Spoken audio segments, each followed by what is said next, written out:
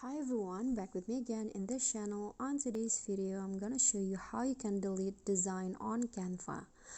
So I've already opened Canva on my mobile, and to delete a design, you just need to click on the see all to see all of your design and choose which one that you want to delete. For example, I want to delete this one, so just click on the three dots icon at the top of the design, and then after that there's an option to move it to trash, so click on that. Okay, so the design has been moved to trash, and if you want to delete it forever from your Canva, you need to go to trash and delete them. So you need to go to the menu and then click on trash.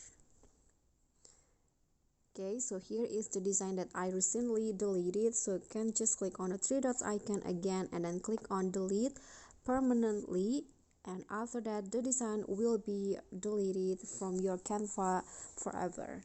Okay, so that's all from me. Thank you guys so much for watching. If you like this video, please do click on the thumbs up icon, leave a comment, subscribe, and click on the thanks below.